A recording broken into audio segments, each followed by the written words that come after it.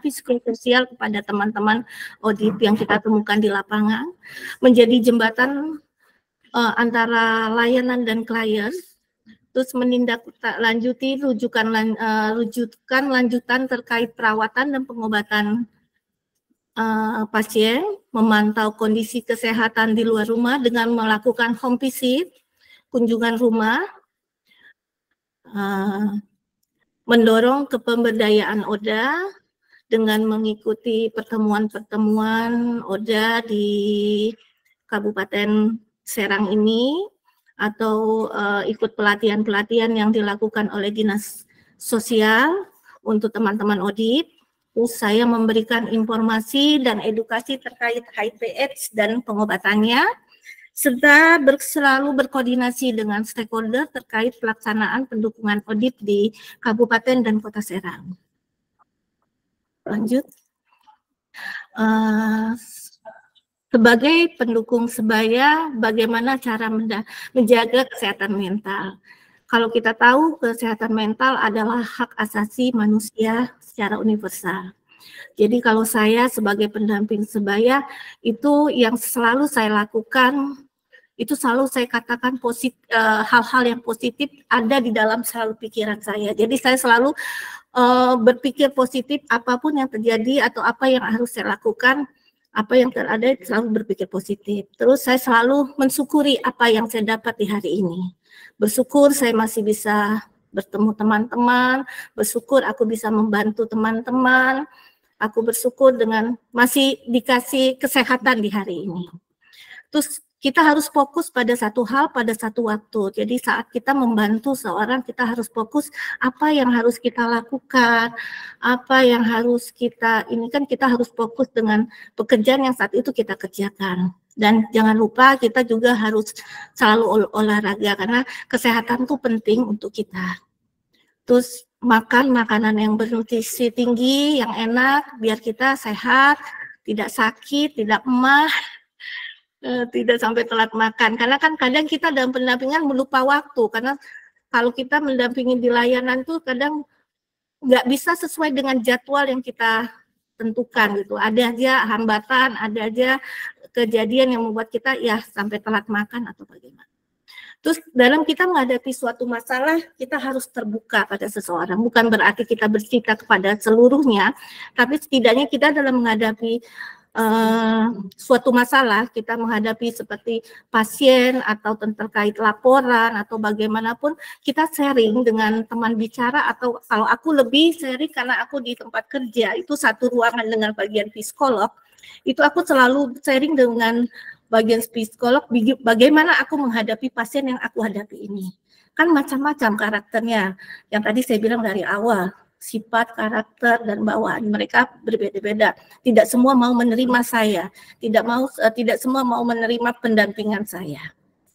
Nah, terus prinsip saya harus melakukan sesuatu untuk orang lain. Saya harus bantu orang lain untuk keluar dari kesulitannya di batas kemampuan saya. Yang penting saya melakukannya dengan tulus dan ikhlas. Terus kita pun sebagai pendamping sebaya tidak hanya memikirkan kepada teman-teman dampingan kita, tapi untuk diri kita sendiri, kita harus punya istirahat yang cukup dan tidur tepat waktu. Lanjut. Catatan kecil yang selalu saya ingat, seseorang telah dinyatakan HIV/AIDS, maka bukan hanya fisik yang menurun, namun juga psikis dan sosialnya turut terpengaruh.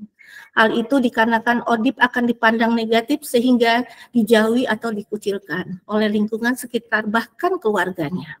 Jadi seringkali dukungan dari lingkungan itu tidak didapat, lingkungan dan keluarga tidak didapat oleh ODIP. Nah, oleh karena itu peran pendamping ODIP lah yang menjadi strategi dalam upaya mengembalikan keadaan dan kondisi ODIP itu sendiri. Kadang kalau mereka yang sudah terinfeksi, sudah menjadi status ODIP, nafsu makan berkurang, sehingga rentan kehilangan berat badan yang drastis, yang akan sangat berubah penampilannya. Menurunnya kondisi fisik juga akan berpengaruh pada penurunan produktivitas si ODIP itu sendiri dalam kesehariannya. Selain itu bisa berpengaruh cara mereka memandang diri mereka sendiri. Jadi mereka membutuhkan kita untuk memberikan support sistem untuk mereka. Lanjut. Intinya, kita dalam melakukan pendampingan, itu pendekatan pertama adalah bangun rasa percaya, nyaman, klien ke kita. Dan kita harus sabar, tulus, dan ikhlas. Karena sabar, tidak semua kan seperti kita menemukan klien, tidak semua mereka mau menerima kita. Jadi kita harus sabar sampai mereka mau menerima kita untuk mendampingi mereka. Selama ini saya sebagai pendamping untuk kesehatan mental yang saya lakukan, yaitu saya selalu melakukan hal-hal yang menyenangkan. Karena tubuh kita mempunyai hak yang harus dipenuhi, seperti kita harus istirahat dari hal-hal yang bisa kita membuat stres. Jujur, banyak kadang juga kita menemukan pasien-pasien yang agak ngeyel ya, agak sulit diberikan informasi, terus belum lagi laporan yang aduh makin hari makin rumit, makin banyak banget ya, itulah. Jadi akhirnya kita harus ada waktulah untuk diri kita sendiri, ada kualitas waktu saya untuk menyenangkan diri sendiri, biar saya tidak stres. Kalau saya stres, nanti saya tidak bisa bekerja. Terus nggak lupa saya juga selalu apa yang saya mau pengen makan, saya langsung makan, jadi saya nggak pusing. Karena saya pikir ya itulah memang yang terbaik daripada saya stres ngadepin orang. Terus kita jangan takut minta bantuan apabila ada masalah kita sehari-hari. Contohnya seperti tadi saya bilang konsul pada psikolog dan ada teman ceritalah untuk berbagi. Kita punya partner, kita cerita mungkin partner bisa mendampingi, saya tidak bisa mendampingi, mereka bisa mendampingi. Saya minta solusinya, mereka bisa memberikan masukan pada saya.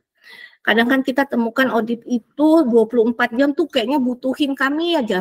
Mau kita tidur, mau kita istirahat, sudah pulang pun sore mereka masih telepon, Bu, aku begini, Bu, aku begini. Nah, kadang saya juga bukannya menomorduakan mereka ya.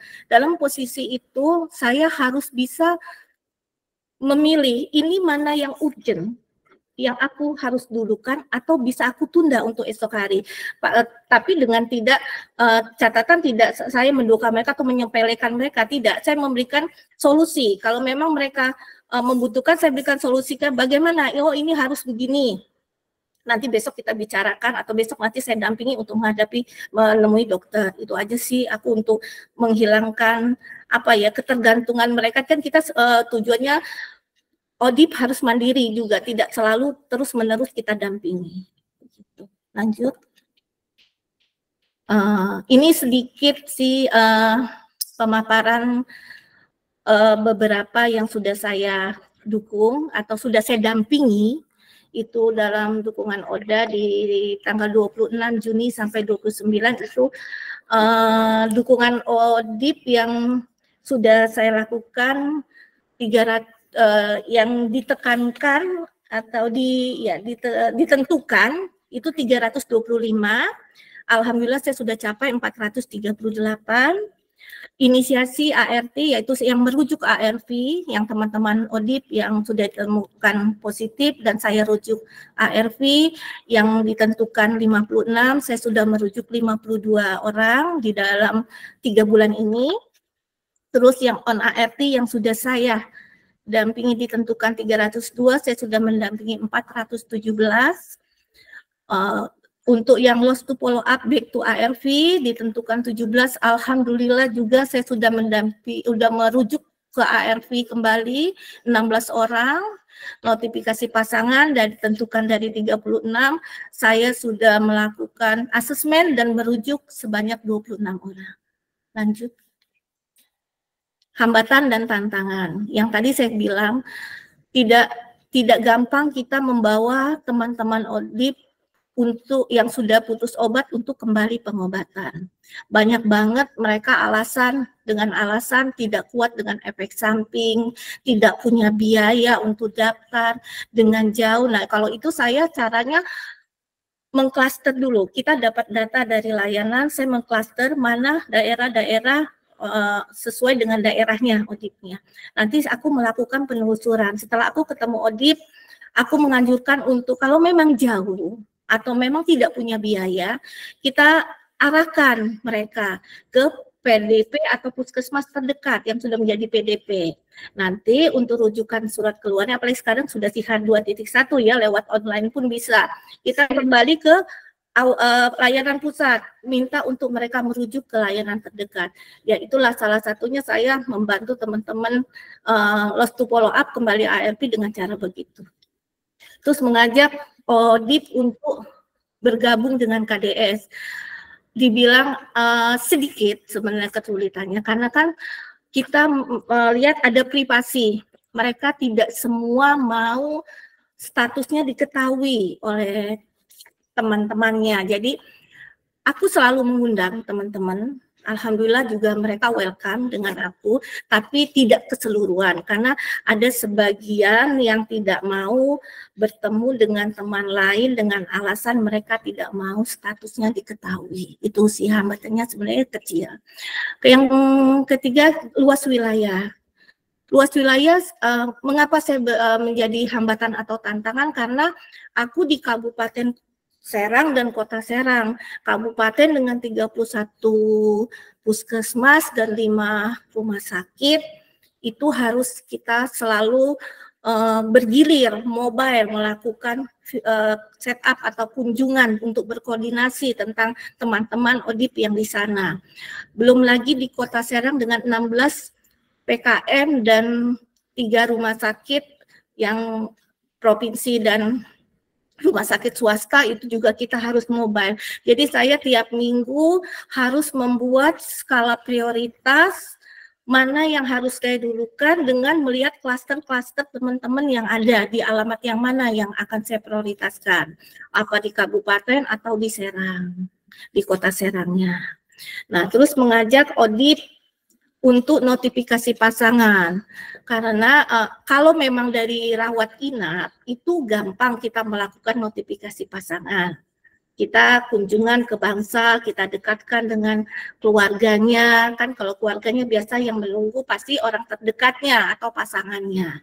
Yang sulit kalau kita temukan di poli, kadang apalagi kalau dengan faktor risiko seks laki itu untuk asesmen keterbukaan pasangannya itu agak sulit karena mereka pasti tidak akan bicara jujur bahwa mereka ada pasangan untuk itu, untuk pasangan beresikonya, karena mereka pasti bilang saya sudah 1 tahun sudah tidak berhubungan atau saya sudah 5 bulan tidak berhubungan. Nah itu kita di faktor resiko tertentu sih yang kita agak kesulitan. Kalau untuk faktor resiko pasangan risti atau yang lain masih bisa saya handle. Terus itu tadi kita kembali lagi ke ODIP ya, mereka tuh banyak yang ODIP pra-ARV atau ODIP yang lost to follow up itu merasa masih sehat, jadi tidak perlu pengobatan.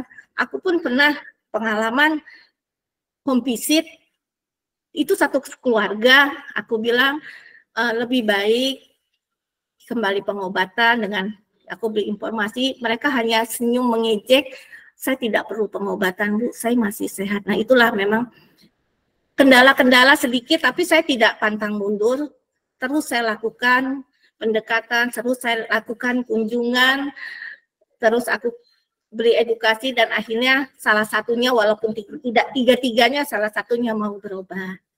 Terus kalau satu lagi kendala hambatan, saya tidak bisa membawa kendaraan bermotor karena saya pernah kecelakaan, pernah patah kaki, jadi saya tidak bisa bawa motor. Saya selalu diantar, sekarang ada partner, jadi bisa berdua partner. Biasanya aku diantar oleh anak atau suamiku. Sedikit bercanda sih. Lanjut. Kalau ini sih praktik baiknya, saya pernah mendapat penghargaan dari Dinas Kesehatan Kabupaten Serang pada tahun 2022-2023 sebagai pendukung sebaya terbaik di tingkat kabupaten kota. Terus saya pernah mendapatkan kesempatan untuk technical assistant di Tangerang Selatan, dukungan langsung dari PR Spritia. Terus saya pernah mendapatkan reward dari PR Spritia sebagai pendukung sebaya dengan hasil capaian ODIP loss to follow up kembali ke ARV yang terbanyak dan single factor di Kabupaten dan Kota Serang sejak tahun 2020 sampai 2022. Itu sedikit pemaparan dari saya. Terima kasih.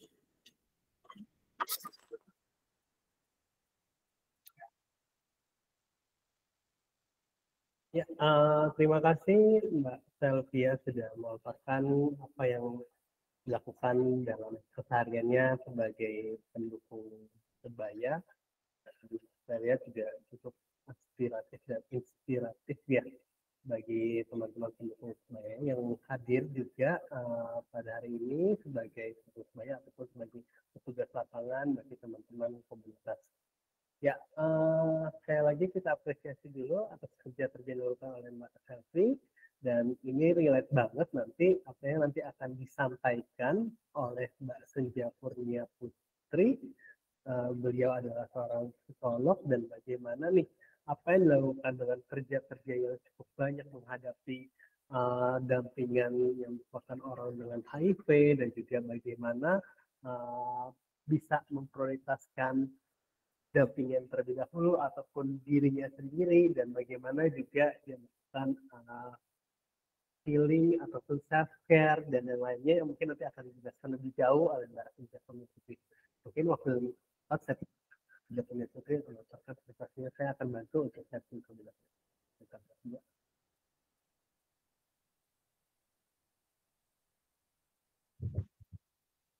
Oke, ini saya langsung lanjut dengan pemaparan atau ya udah oke ada. Ya, tadi baru mau nanya siapa yang akan bantu share. Makasih udah dibantu share teman-teman. Oke, mungkin karena ada yang baru hadir gitu ya. Ini juga ada yang mau tanya, berarti di hold dulu ya Mas Firman ya? Ya betul. Kita agendakan sesuai dengan langkah acuan. Baik, oke. Karena ini ada beberapa yang saya lihat baru hadir, saya mungkin kenalin diri lagi kali ya.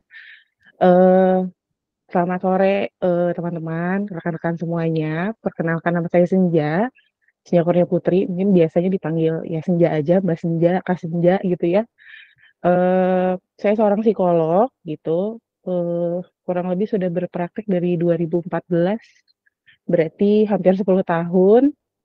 Pernah bekerja di beberapa tempat, di salah satunya di Yayasan Karisma, Pen Kampus Bogor, juga freelance dan lainnya. Saat ini sih sedang praktek pribadi saja sih gitu ya.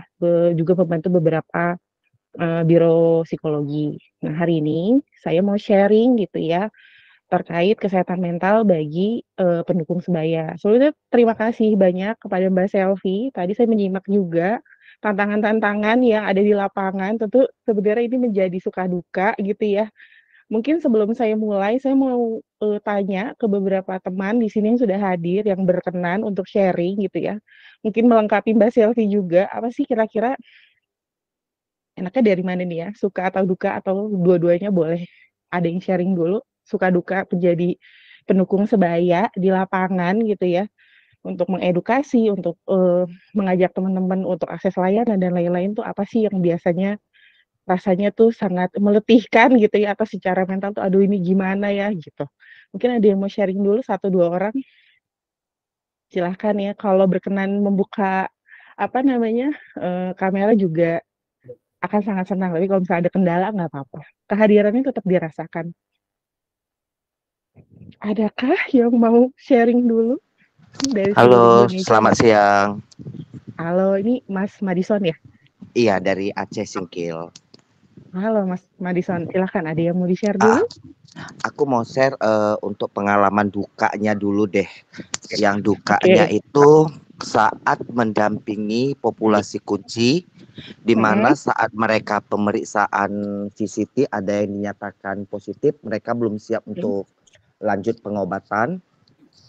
Terus itu aku berupaya keras sampai berminggu-minggu bahkan berbulan-bulan untuk merayu, memberikan edukasi pentingnya ARV bagi seorang ODIF. Akhirnya mereka mau pengobatan, lanjut ARV, tetapi pada saat ARV dilakukan di Aceh Singkil itu tidak ada pemeriksaan CD4, harus saya bawa ke Medan. Dan di situ untuk pemeriksaan CD4-nya harus di laboratorium khusus karena tidak bisa di tempat yang dirujuk oleh dokter rumah sakit.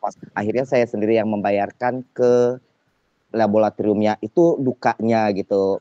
Terus kalau sukanya, banyak teman-teman populasi kunci yang sudah ARV dan sekarang hidup sehat. Terus duka satu lagi, ada beberapa layanan kesehatan yang pekerja layanan kesehatan mendiskriminasi bahwa LSL adalah tingkat HIV yang banyak dan melarang anak-anak untuk bergaul dengan LSL karena LSL itu adalah anak ciptaan setan, itu dia cantumkan di sosial medianya sendiri gitu loh. Jadi tantangan saya di Aceh Singkil ini sangat luar biasa, tetapi saya bahagia gitu. Dengan tantangan ini saya lebih dewasa, lebih tahu untuk menjadi yang terbaik buat teman-teman sebaya gitu. Terima kasih.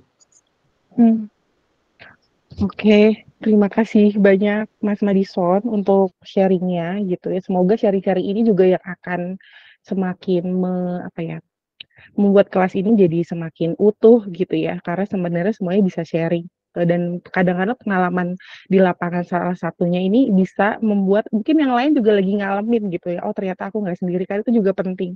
Perasaan lagi nggak ngerasa sendiri itu juga penting, bahwa ternyata yang lain juga sedang ada di tantangan yang sama misalnya gitu ya.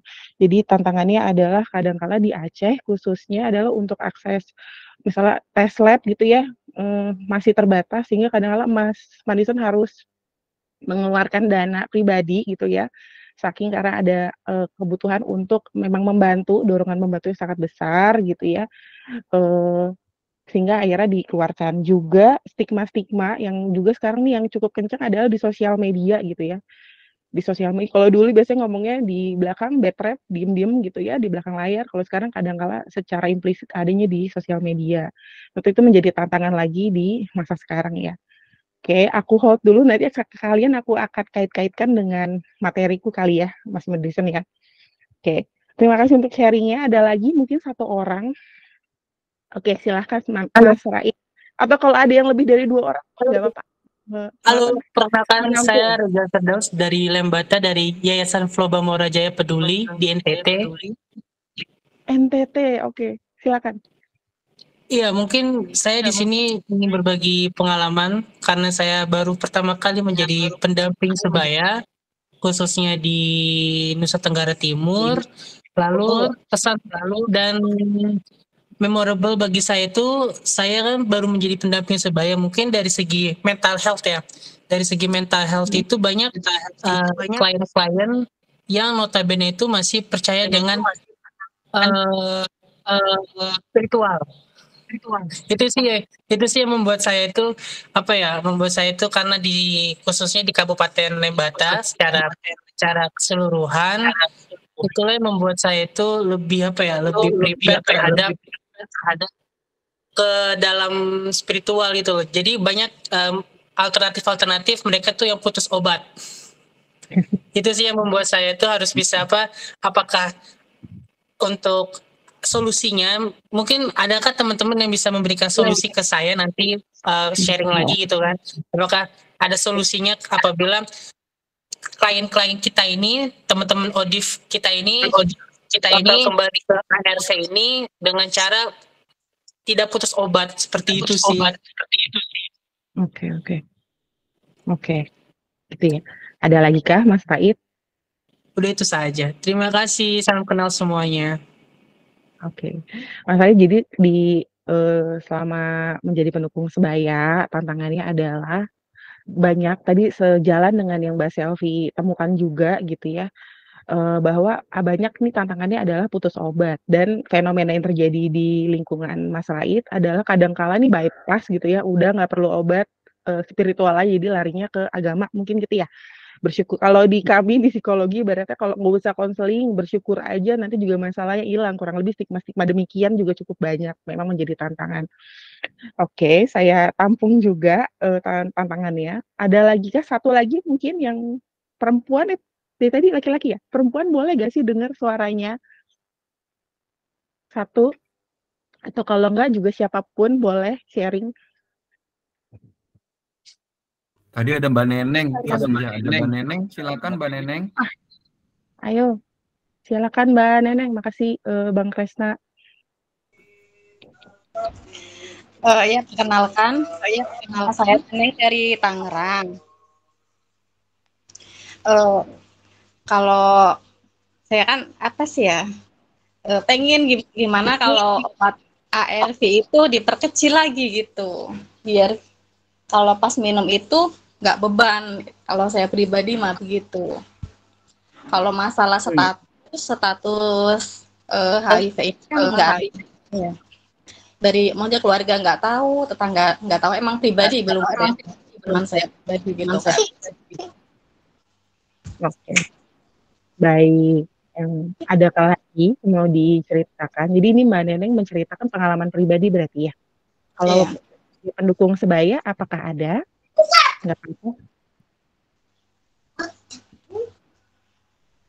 Nggak ada. Kalau nggak ada nggak apa-apa. Berarti saya hold. Jadi kalau di Mbak Neneng sendiri gitu ya, tantangannya adalah saat minum ARV gitu ya, merasa obatnya tadi bisa nggak sih diperkecil nih? Aku nggak tahu diperkecil jumlah dosisnya atau apanya gitu ya. Jadi merasa ada ketidaknyamanan ya dengan konsumsi ARV. Oke, saya hold. Oke, berarti kita lanjut ke materi kali ya. Saya senang kalau ada di apa namanya di webinar tuh ada yang sharing gitu sehingga bisa memperkaya materinya gitu ya. Oke, boleh dibantu share siapapun Mas Firman atau Bang Gibon. Kejauhan. Oke. Nomor satu ini kayak halaman terakhir ya. Oke. 310. No. This one is the last page. Halaman 1. Oke. Selanjutnya.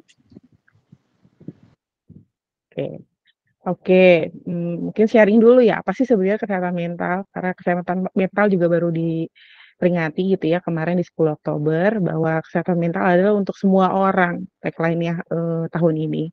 Jadi kadang-kala mungkin yang salah kaprah terkait kesehatan mental itu sendiri adalah kadang-kala menganggapnya bahwa kesehatan mental itu selalu bahagia gitu ya. Jadi nggak ngerasa sedih, nggak ngerasain apa-apa atau selalu positif. Sebenarnya itu agak keliru, kurang pas kali gitu ya. Bahwa sebenarnya manusia itu sendiri pasti diberikan oleh Tuhan beragam nuansa emosi yang sebenarnya ada maksud dan tujuannya. Kenapa sih sedih itu harus hadir? Kenapa biasanya sedih itu hadir? Apa sih fungsinya? Misalnya untuk mencari sebuah makna. Marah, kenapa sih kita tuh kadang-kala muncul marah gitu ya, atau kecewa atau kesel sama misalnya, birokrasi dan layanan yang misalnya kok kayaknya masih penuh stigma ya, padahal sebenarnya harusnya idealnya mereka menjadi tempat yang aman buat teman-teman akses misalnya gitu ya, mungkin di beberapa daerah masih, mudah-mudahan makin minim gitu. Kadang-kala kita marah, kesel, kecewa, capek, lelah sebenarnya normal dirasakan, karena setiap emosi itu sebenarnya ada maksud tujuannya. Contoh marah, marah itu sebenarnya perlu hadir di diri kita untuk mengetahui bahwa mungkin ada batasan kita yang dilanggar. Mungkin ada hal yang misalnya saat ini masih menjadi privasi kita, tapi misalnya tiba-tiba dikeluarin gitu ya, di apa namanya, diberitahukan ke orang, tentu pasti respon kita marah. Jadi marah itu apa namanya, wajar dirasakan. Begitupun misalnya pas tahu kondisi awal, kaget, sedih, kecewa, gloomy dan lain-lain gitu ya, masuk fase depresi, tapi bukan berarti dia gangguan depresi ya. Nggak selalu kesedihan itu berelasi dengan gangguan depresi. Misalnya dia sedih, itu kadang-kala masih wajar. Wajar karena kaget nerima kenyataan bahwa saat ini terinfeksi, apalagi kalau misalnya nggak ada, jadi biasanya dari pasangan gitu ya yang nggak pernah sounding ternyata punya faktor resiko gitu ya. Itu tentu akan sulit apa namanya, emosi-emosi itu pasti akan muncul hadir di diri kita. Sebenarnya itu akan gilir mudik perasaan-perasaan itu di diri kita, apapun profesinya. Yang penting kita sadari, aware, dan kita punya kemampuan mengelola gitu ya. Kalau di sini mungkin yang poin nomor 2, menghadapi. Jadi salah satu kesehatan mental menurut WHO itu adalah mampu mengatasi stres dan tekanan. Stres dan tekanan itu tentu semuanya kita rasain, apalagi buat teman-teman di lapangan gitu ya, khususnya. Tadi udah diungkapkan beberapa tantangan-tantangan yang dihadapi gitu. Jadi bukan berarti selalu positif, tapi ketika dia hadir, kita punya kemampuan untuk ngelola itu. Oke, marah itu kan adalah bentuk atau kecewa atau sedih adalah bentuk respon terhadap sesuatu. Tapi pas sedih itu gimana? Apakah sedih terus kita jodotin kepala misalnya ke apa namanya, ada salah satu klien saya yang kalau lagi marah, dia nggak marah ke orang, tapi marahnya ke diri sendiri. Jadi suka mukulin diri, jatuhin diri ke tembok gitu-gitu. Nah, itu tentu yang nggak sehat. Jadi kita perlu cari cara-cara yang sehat untuk mengelola emosi khususnya yang di label negatif. Yang di label negatif tuh kayak apa? Kayak marah, nggak boleh marah. Padahal marahnya sebenarnya netral. Cuman kan kadang kala marah itu diidentikan dengan nonjok orang gitu ya, dengan bentak-bentak gitu ya. Padahal kadang kala sebenarnya kita juga bisa marah walaupun tidak dengan cara yang demikian. Jadi kita perlu untuk belajar mengelola terus mengelola stres dan tekanan gitu. Itu salah satunya ya. Lalu kita juga perlu mengetahui kesehatan mental itu salah satunya adalah mengetahui potensi diri. Apa sih yang menjadi kekuatan kita dan juga keterbatasan kita. Setiap orang itu pasti punya kekuatan dan keterbatasan. Kurang lebih kalau di kami kita kadang screening cepat aja pakai misalnya bakatnya apa sih. Sebenarnya tanpa alat juga bisa gitu ya. Amati saja kegiatan-kegiatan apa di lapangan atau di kehidupan sehari-hari yang rekan-rekan semua 4E, enjoy melakukannya, senang, lupa waktu kalau lagi ngelakuin itu tuh kadang lupa waktu. Kalau mempelajari sesuatu itu juga kayak nggak cukup belajar ini maunya lagi misalnya saya suka konseling, rasanya mempelajari area-area psikologi atau khususnya konseling itu padahal udah belajar, tetap aja kayaknya masih kurang deh, seneng gitu untuk terus explore apa sih yang lagi update. Itu jadi isi, enjoy yang utama sih. Enjoy, isi, hasilnya baik, excellent 4E ya. Dan akhirnya bisa menghasilkan. Jadi bisa bekerja di area itu gitu. Yang utama adalah enjoy. Jadi sadari dulu nih kira-kira apa sih yang menjadi potensi diri gitu ya. Lalu akhirnya nanti jadi bisa bekerja secara produktif dan bisa berkontribusi sesuai dengan kekuatan kita. Karena ketika kita berkontribusi sesuai dengan kekuatan kita akan capek iya, tentu namanya bekerja pasti tentu capek, tapi kalau sesuai dengan area kita, capeknya itu kalau tidur kadang-kala ya udah besok semangat lagi gitu. Kecuali kalau misalnya memang bukan area kita tuh biasanya jadi lebih lelah secara mental juga. Kurang lebih itu. Selanjutnya, lalu apa sih yang mempengaruhi gitu ya? Mempengaruhi itu sebenarnya banyak. Salah satunya ini melalui pendekatan biopsikososial gitu ya. Gimana sih secara biologis gitu ya? Misalnya deh, apa ya? Gangguan bipolar misalnya, pada gangguan orang yang dengan penyerta bipolar gitu ya, mungkin kan memang secara biologi dia ada sesuatu di area kinerja otaknya yang membutuhkan obat sehingga kadang-kala kalau tidak menggunakan obat itu berpengaruh. Jadi kondisi fisiknya dia memang berpengaruh terhadap kesehatan mentalnya. Sehingga memang dia membutuhkan atau kadang-kala nggak harus sampai ke taraf diagnosis atau gangguan mental tertentu. Kadang kita cek aja kalau kita lagi kondisinya juga lagi capek, mau menstruasi, atau kalau ibu-ibu kalau lagi hamil di trimester pertama gitu ya, atau kalau bapak-bapak apa ya tantangannya, mungkin nanti ada yang bisa nambahin gitu ya, itu kadang kala juga berpengaruh. Jadi ketika kita aware juga terhadap kondisi fisik kita tuh lagi fit enggak, kurang tidur enggak nih umum deh ya, kurang tidur enggak, makan kayak gimana, porsi, jumlah, waktu. Kadang kala ada orang yang telat makan jam 12 oke, ada juga orang yang nggak bisa, orangnya harus tepat waktu, makan pagi jam 7, siang jam 12, sore jam 7 malam misalnya gitu. Jadi kadang kita perlu peka juga terhadap kebutuhan fisik masing-masing. Ada orang yang cukup tidur 8 jam, ada orang yang 6 jam atau 4 jam itu udah cukup. Jadi kadang kala memang perlu peka terhadap kebutuhan fisik diri sendiri karena korelasinya fisik dan emosi aja itu juga sangat besar. Contohnya misalnya pada orang dengan penyakit GERD ini lagi sering ditemukan ya, MAH menuju GERD gitu ya.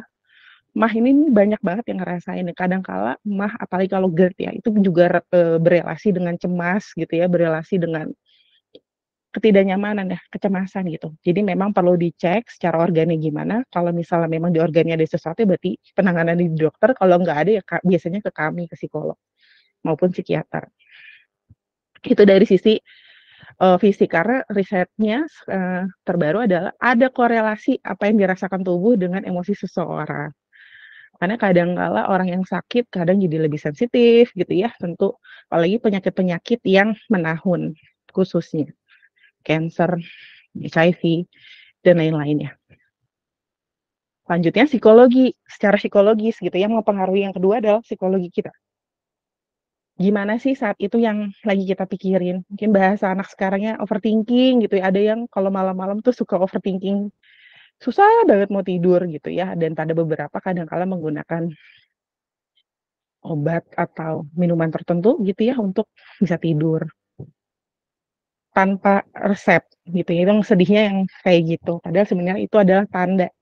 Jadi salah satu tanda stres itu sudah tidak bisa ditanggulangi sendiri adalah butuh bantuan adalah setidaknya 2 minggu dia atau ada aktivitas harian yang tidak bisa dia kelola. Jadi makan, lalu tidur, lalu aktivitas yang sehari-hari bisa dilakukan, ternyata nggak bisa lagi dia lakukan, berarti itu dia tanda butuh bantuan.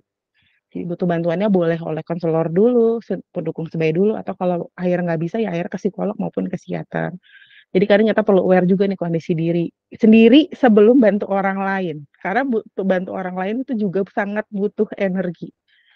Gitu. Jadi cukup peka karena sama kurang lebih ya psikolog dan pendukung sebaya areanya adalah berelasi dengan orang-orang yang sedang butuh dibantu gitu. Tapi kadang-kala kita juga perlu aware kita tuh lagi dalam kondisi apa. Terus gimana kita lagi merasa apa. Terus kita tuh mungkin juga misalnya kita punya isu trauma akan sesuatu hal, kita juga perlu aware kita punya isu apa. Karena kadang-kala nih klien-klien kita itu bisa memunculkan kita tuh punya luka apa, kalau kita nggak aware, kalau kita nggak belajar dealing dengan hal itu, gitu. Misalnya, apa ya, sebentar, misalnya kita waktu kecil sering dianggap nggak mampu nih ya sama orang tua kita, hal-hal apapun dipilihin gitu ya, dari mulai pakaian, jurusan, baju gitu ya, sehingga kayaknya kita nggak pernah berdaya untuk, memilih sesuatu. Nah, ketika memberikan layanan misalnya, ada otoritas gitu yang ngerasa, "Emang bisa apa sih?" Kayak gitu, misalnya kayak ada hal-hal kata-kata deh sedikit yang merendahkan gitu ya, kadang-kadang kita akan lebih mudah ter-trigger. Nah, itu kita perlu aware bahwa semua orang tentu kalau direndahkan nggak nyaman, tapi kalau ditambah punya isu masa lalu yang tidak menyenangkan, itu kadang-kala membuat kita jadi lebih ibaratnya kalau yang nggak punya isu marahnya 6, yang punya isu langsung 11, langsung lebih dari 10 gitu ibaratnya. Itu perlu aware pada hal-hal apa aja sih yang kita tuh sangat teriritasi gitu ya. Itu juga mempengaruhi kesehatan mental gitu. Lalu gimana kondisi sosialnya? Utama pertama adalah yang di rumah sebenarnya, keluarga, pasangan, anak, lingkungan terdekat kalau masih sekolah ya sekolah, kampus, atau lingkup pekerjaan yang memang sering bertemu gitu ya, apakah membangun suportif atau kadangkala memang ambience-nya nggak sehat. Itu juga anak sekarang tuh mungkin sebutnya toxic apa namanya, relationship gitu ya, bisa dengan bos, bisa dengan teman lain dan lain-lain, itu khususnya dengan pasangan bukan hidup gitu ya, atau yang memang tinggalnya serumah itu kadang-kala sangat-sangat berpengaruh. Jadi itu perlu aware hal-hal ini kadangkala bisa mempengaruhi bagaimana kesehatan mental kita. Jadi salah satu ceknya adalah dengan kita cek nih, oh ya kondisi fisik kita selama sebulan ini misalnya seperti apa, kondisi emosi kita seperti apa. Ini perlu kita cek berkala, karena sebelum kita ngecek orang lain, kita utamanya ngecek diri sendiri dulu. Dan juga berani bilang bahwa, oh ternyata saat ini saya lagi dalam kondisi tidak fit, ya, baik secara psikologis, khusus psikologis gitu ya, berarti perlu jeda ya nggak apa-apa. Perlu jeda agar nanti punya kekuatan lagi untuk bantu, gitu. Oke, selanjutnya. Jadi pada dasarnya ketika kita lagi merasa nggak nyaman, nih yang mungkin menjadi paling tantangan adalah di laki-laki, khususnya di budaya Asia ya. bahwa it's okay not to be okay gitu. Nggak apa-apa kok kalau misalnya pada satu masa kita ngerasa capek, ngerasa lelah, ngerasa nangis gitu ya nggak apa-apa. Sedih aja dulu sejenak, tapi tetap berjalan. Jadi izinin dirinya untuk bisa vulnerable dulu gitu, ya nggak apa-apa gitu. Dan kalau memang butuh teriak dulu, silakan teriak, butuh nangis atau butuh meluk orang, ya silakan, mudah-mudahan ada pasangannya yang bisa dipeluk gitu ya. Atau mungkin ada rekan teman yang mungkin bisa menjadi tempat shoulder to cry on gitu ya, untuk berbagi. Dan kalau misalnya memang ini, dirasakan mengganggu aktivitas harian, berarti butuh bantuan orang. Selanjutnya. Jadi ketika ada perasaan-perasaan yang tidak nyaman, kita perlu belajar untuk menyadari, sebenarnya kita lagi ngerasain apa sih gitu ya. Jadi kadang gini, budayanya di Asia, khususnya di Indonesia, adalah ketika perasaan-perasaan itu hadir, misalnya apa, yang nggak nyaman, sedih, capek, marah gitu ya, itu kita langsung tutup dengan, ya udah bersyukur aja, atau ya udahlah emang ini konsekuensi dari sebuah pekerjaan, ya lu harus kayak gini gitu. Jadi semangat-semangat itu nggak salah, boleh dilakukan, tapi dalam kondisi emosi yang udah stabil. Jadi ketika dalam kondisi kita lagi sedih, kita lagi capek, kita juga mungkin punya permasalahan hidup juga, selain ngebantu orang, kita juga ada tantangan-tantangan hidup yang lagi dihadapi gitu ya, mungkin lagi kehilangan orang terdekat, misalnya waktu Covid kemarin, atau juga saat ini gitu ya, atau misalnya baru putus cinta, atau bercerai, atau kehilangan teman, baik meninggal maupun pergi ke suatu tempat, dan lain-lain. Tantangan-tantangan hidup sebenarnya setiap fase pasti ada. Nah, kadang kita perlu sadari dulu emosi kita. Karena ketika kita lagi, ini juga sangat penting untuk ketika memberikan dampingan. Karena ketika orang lagi sedih, atau kita lagi sedih khususnya, dan kita langsung jumping untuk memberikan motivasi, semangat gitu ya, kadang-kala nggak efektif bekerja. Kenapa? Karena secara struktur otaknya, ibaratnya tuh otak emosinya lagi panas, sehingga otak kognitifnya itu jadi tertutup pintunya. Jadi bukan dia nggak mau bersyukur, tapi memang saat itu nggak kepikiran, nggak bisa secara biologisnya gitu ya, sedang tertutup. Sehingga perlu dulu cari cara untuk menenangkan diri yang konstruktif, yang nggak menyakiti diri aja. Highlight-nya adalah tidak menyakiti diri, berarti nggak minum-minum, nggak make, nggak hal-hal destruktif lainnya. Gitu. Jadi sadari lagi marah atau lagi nggak nyaman tertentu, akui lalu dikelola dengan sehat.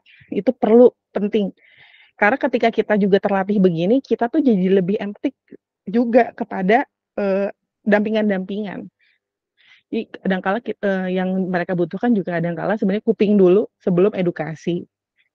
Gitu, atau raport dulu, tentu jalinan hubungan yang baik sebelum didorong untuk akses ARV, atau ketika dia capek banget gitu ya, kita bisa refleksikan dulu gitu, ya capek banget ya, efek minum obat tuh misalnya seperti ini gitu ya. Gue juga nggak tahu deh misalnya kalau di posisi lo bisa atau enggak, atau misalnya, jadi sebelum ke sharing pengalaman, kadang-kala kita perlu lihat dulu nih, orang ini tuh lagi dalam kondisi emosi yang seperti apa, lagi capek banget ya, punya kebiasaan baru yang mungkin ini harus dijalani seumur hidup, itu kan juga butuh waktu untuk menerima gitu ya. Jadi kadang-kala kita perlu refleksikan dulu, saran maupun motivasi maupun edukasinya kita hold dulu. Bukan nggak boleh, tapi di-hold dulu. Nanti sampai akhirnya tanda dia udah tenang adalah ketika kita mau ngasih itu merekanya jadi nggak banyak penolakan. Jadi, ya lu mah gampang, atau misalnya apapun bentuk-bentuk penolakannya gitu ya. Itu kadang jadi bisa lebih nerima ketika kita bisa refleksiin, ya capek ya, nggak mudah ya pas tahu, atau kaget banget ya. Apa sih yang kamu butuhin dari aku saat ini misalnya gitu. Cuma didengerin gitu kadang misalnya, atau cuma butuh di sini aja bentar. Nah, tapi kadang nih tantangannya juga kadangkala ada juga, tadi Mbak Syafra juga cerita gitu ya. Kadangkala satu waktu ada orang yang agak depending nih, misalnya depending untuk terus nanya gitu ya ke kita bahwa, atau mungkin minta dampingan, itu juga kadangkala kita tujuan utamanya ada sebenarnya kan memberdayakan ya. Jadi bukan buat mereka tergantung. Memberdayakan itu kadang-kala nggak selalu kita bisa bilang iya. Kita perlu pilah, bener kata Mbak Selvi, bahwa mana yang urgensinya tuh memang perlu dilakukan segera, mana yang enggak, gitu. Jadi, ya nggak apa-apa bilang enggak kalau misalnya kita juga lagi nggak fit, kita lagi punya urgensi yang lain, tapi mungkin, kalau misalnya memungkinkan ditambahin, lagi butuh banget ya untuk ngobrol atau apapun, yang mau dikonsultasikan, memungkinkan nggak kalau, gue hold, untuk besok misalnya gitu atau besok jam berapa gitu, karena saat ini gue lagi ngurus ini, itu. Sehingga sebenarnya hasilnya juga baik untuk apa namanya, untuk memberdayakan dirinya di tenggat waktu yang akhirnya dia harus nunggu. Sebenarnya dia akan berdaya juga. Dia akan mendorong kemampuan dirinya sendiri untuk bisa berdaya, "Oh ya, tunggu ya sebelum ke Mbak Selvi gue ngapain dulu ya?" Atau sebelum ke Mas Madison gimana dulu ya? Atau sebelum ke Mas Raid kayak gimana ya gitu. Jadi di akhirnya atau akhirnya kita juga bisa edukasi gitu ya, apa sih langkah-langkah yang perlu dilakukan gitu, supaya akhirnya mereka berdaya. Selanjutnya dan kita juga perlu sadari gitu ya, kadang ini terlalu kecil, it's okay.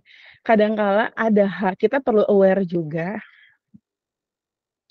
ada hal yang bisa kita kendalikan, ada hal yang nggak bisa kita kendalikan.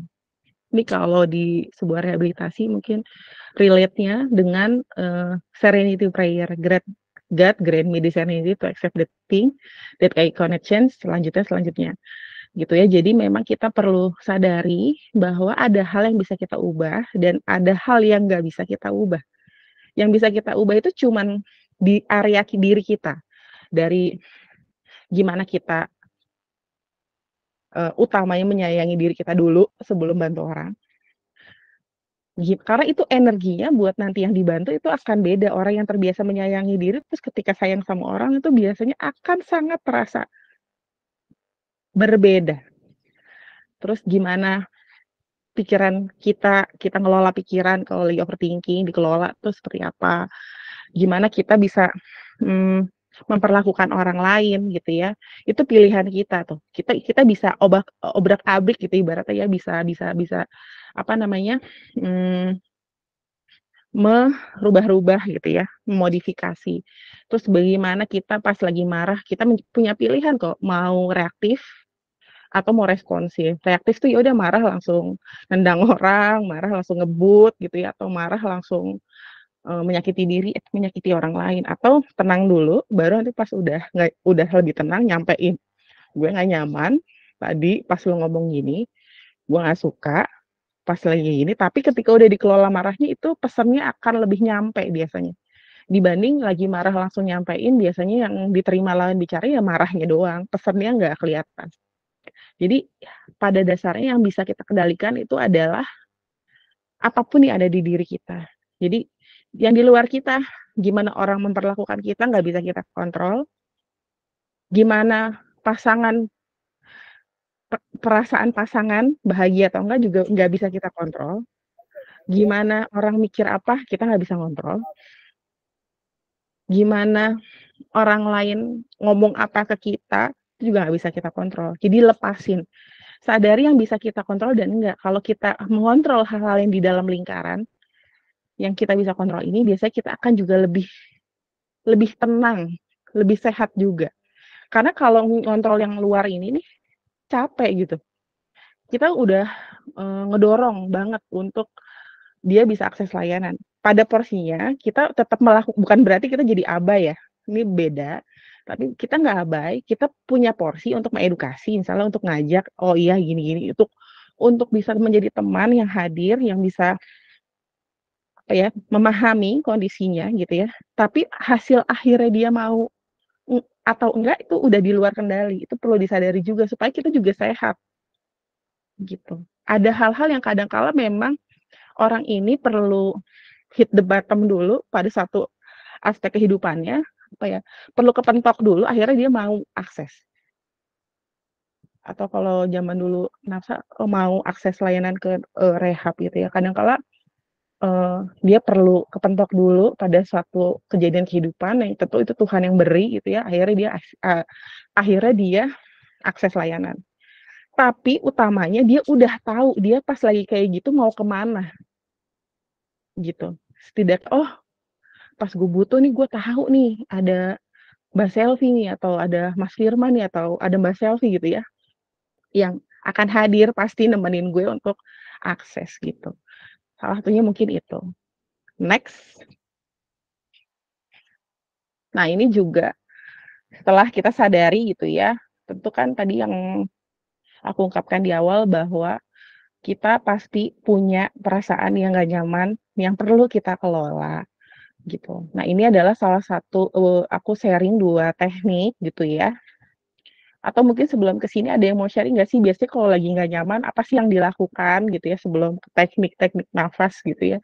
Ada nggak yang mau sharing biasanya kalau lagi nggak nyaman, lagi capek banget ya untuk ngedampingin atau lagi misalnya biasanya yang bisa jadi lebih lelah itu kalau lagi ada masalah, juga harus dampingannya juga misalnya sulit gitu ya atau dan lain-lain, apa sih yang biasanya dilakukan untuk menenangkan diri gitu? Boleh ya ada yang sharing?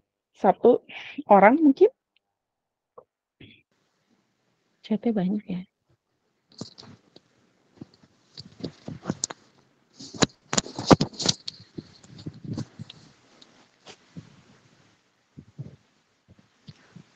Kalau aku Oke. sendiri Kak, cari teman organisasi untuk curhat, terus kadang bisa nangis gitu untuk masalah ini. Oke. Oke, penting untuk nyari support system ya? Iya benar Kak. Betul, oke. Makasih ya Mas Madison udah, apa namanya, bercerita. Oke, selanjutnya ke slide lagi. Jadi, sebenarnya banyak cara, banyak jalan untuk, kita punya perasaan lebih baik gitu. Tapi kalau bisa kita eksplorasi tuh punya beberapa, alternatif gitu ya. Misalnya 3 minimal gitu atau 5 alternatif. Ada yang misalnya seneng dengerin musik gitu ya, ada yang seneng nonton Korea, ada yang seneng motoran aja gitu atau naik mobil keliling kota sambil dengerin lagu gitu ya. Jadi memang perlu beberapa alternatif. Kenapa? Kalau yang ini nggak bisa, bisa lakuin yang ini, kalau ini nggak bisa lakuin ini gitu. Jadi kalau temen misal tadi cerita ke teman, tentu itu menenangkan. Tapi kalau temennya juga punya kemampuan mendengar yang baik, jadi nggak adu penderitaan gitu ibaratnya, "Lu lebih mending coba gue," gitu, "Oh layanan gue lebih ini," misalnya gitu. Kadang kala hopefully di sini udah nggak ada yang kayak gitu karena, edukasi tentang kesehatan mental jauh lebih banyak saat ini dibanding mungkin 10 tahun lalu saya baru lulus, gitu. Sehingga memudahkan juga gitu ya. Jadi, kalau yang tadi bagus, tapi kadang kala kan temennya nggak selalu ada. Temennya mungkin dalam kondisi yang gimana, jadi perlu alternatif lain. Jadi Mas Madison itu udah keren, tapi cari alternatif yang lain mungkin ya. Dan kalau bisa, sumbernya itu bisa 2. Jadi misalnya yang bisa bersama orang lain dan juga bisa dilakukan sendiri, gitu. Jadi kalau yang dilakukan ini nafas, salah satunya box breathing ini, bisa dilakukan di mana aja, kapan saja, tanpa kelihatan orang gitu. Kalau secara WHO kan juga ada yang namanya butterfly hug, mungkin teman-teman ada yang tahu, cuman kadang bagi sebagian orang kurang nyaman ya karena ada aktivitas fisiknya. Cuman kalau itu juga bisa dilakukan, aku share yang bisa dilakukan di mana aja. Jadi aware dulu tadi lagi ngerasa apa dan bisa berlatih grounding teknik ini. Teknik nafasnya namanya box breathing. Jadi kita tarik nafas 4 second, 4 detik, lalu kita tahan 4 detik juga, buang 4 detik juga, tahan 4 detik juga, beberapa kali putaran. Oke, mungkin, kita coba dulu boleh ya? Sambil nanti dirasakan apakah ada perbedaan. Adakah saat ini yang lagi ngerasa nggak nyaman? Misalnya lagi kesel sama pasangan, lagi kesel sama orang tua, lagi kesel sama bos, lagi kesel sama, apa namanya, dokter tertentu yang pas akses layanan masih stigma gitu. Atau ya kadang gini ya, tadi juga saya sempat sekilas membaca chatnya bahwa kadangkala masih stigma ke psikolog itu dianggap gangguan jiwa itu kayaknya sebenarnya udah agak jadul, pada beberapa orang akhirnya terbuka, walaupun memang sekarang masih banyak sih yang demikian. Tapi faktanya yang ke saya tuh mostly malah 70% belum sampai taraf gangguan. Gangguan pada taraf gangguan gitu ya, ada diagnosisnya ada, tapi mostly tuh ya misal tes minat bakat, tentu kan itu enggak gitu ya. Terus kadang kala ada memang masalah keseharian. Jadi banyak juga kok sebenarnya yang ke kami gitu ya. Bukan karena jadi nggak harus nunggu parah dulu kok untuk ke psikolog. Jadi bisa kok memproses trauma, luka batin yang lalu atau baru kehilangan orang, grief gitu ya, terlalu besar emosinya juga boleh share ke kami. Ini semuanya berarti ada 42 orang lagi dalam kondisi oke ya? Nggak ada yang dalam kondisi nyaman ya? Oke, senyum semua nih kayaknya ya. Oke, mungkin kita berlatih sedikit, nanti mungkin ada yang share juga ya, apa sih yang dirasakan. Karena gini loh, kenapa nafas itu menjadi salah satu grounding gitu ya, teknik first aid lah, pertolongan pertama ibaratnya betadine gitu ya. Karena satu, murah, gratis, bisa dilakukan di mana saja, dan orang kalau lagi dalam kondisi nggak nyaman biasanya lupa untuk nafas.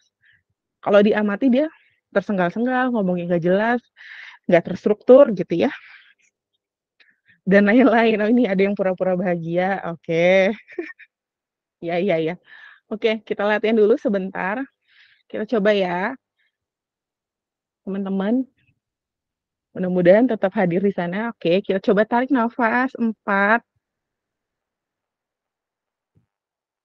Tahan. Buang. Tahan. Tarik. Tahan. Buang. Tahan. Oke, aku 2 putaran aja. Wah, adakah satu orang yang mau share apa yang dirasakan dari coba latihan nafas sederhana ini? Apakah ada perbedaan atau masih membutuhkan tambahan lab ya? Oke, Mas Madison ngerasa lebih rileks. Oh, yang nggak mau share boleh juga di chat gitu ya. Adakah yang lain? Oke. Kadangkala bisa langsung rileks, pun enggak, misalnya enggak langsung hilang gitu ya, lagi kesel banget langsung hilang, tentu kadangkala juga enggak seajaib itu, tapi kadangkala menurunkan. Setidaknya kan kalau emosi itu ibaratnya kayak ukuran 0 sampai 10, misal tadi marahnya 9, hopefully ini tuh menurunkan. Karena ini perlu dikelola, diturunin itu dengan cara yang sehat, sehingga kalau nanti udah turun, kemampuan kita untuk berpikir, menganalisa, mengambil keputusan, memilah kata-kata dan lain tuh jadi lebih sehat, lebih berfungsi. Nah, Mas Priyanto Forse, terima kasih juga udah sharing jadi lebih rileks ya dan sedikit lebih ini. Oke, selanjutnya. Terima kasih yang udah sharing ya dan juga mengikuti kegiatannya. Teknik nafas yang lain sebenarnya sama, 478, ini hanya sebuah teknik. Kalau nggak salah di kemarin nggak sengaja di Jaring Indonesia Positif juga sempat share ini gitu ya, di feed-nya saya ikut senang ada edukasi ini. Jadi bisa dirasakan banyak orang. Jadi kalau tadi 4 tarik, 4 tahan, 4 buang, 4 hold lagi gitu ya. Oke, Mas Torik terima kasih juga. Jadi kalau yang ini tekniknya aja yang berbeda. Tarik 4, tahan 7, buang 8.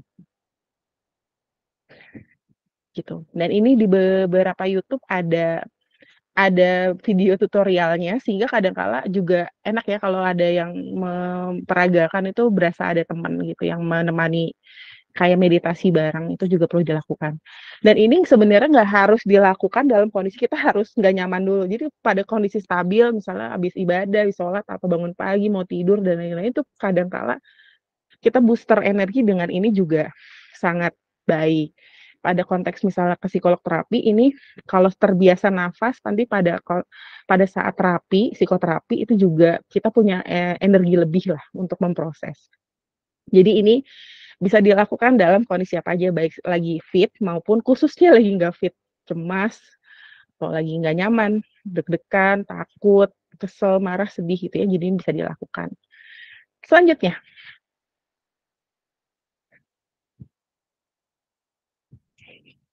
Oke, kalau nggak salah selanjutnya ini ya.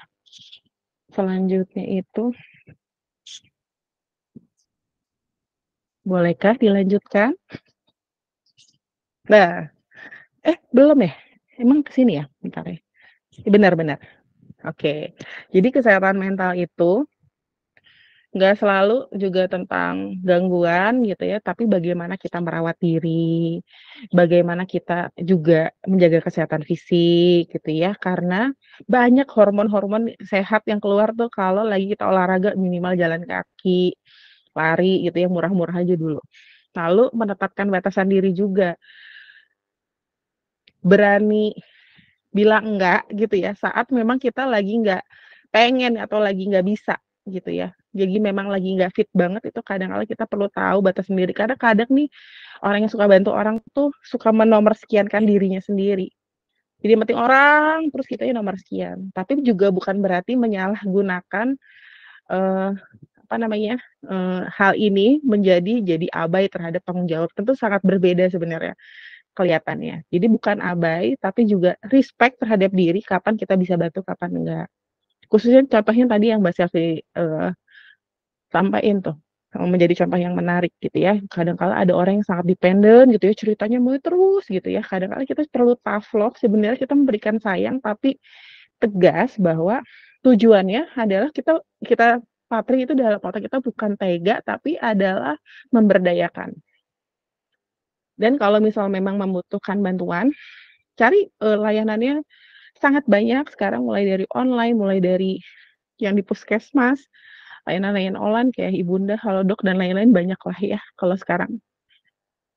Nggak harus psikolog, kadang-kala konselor juga ada atau praktisi mental health lain kalau memang dirasa cocok gitu ya, terbantu khususnya ya kalau aku apa namanya utama yang penting terbantu dengan apapun prosesnya itu silahkan.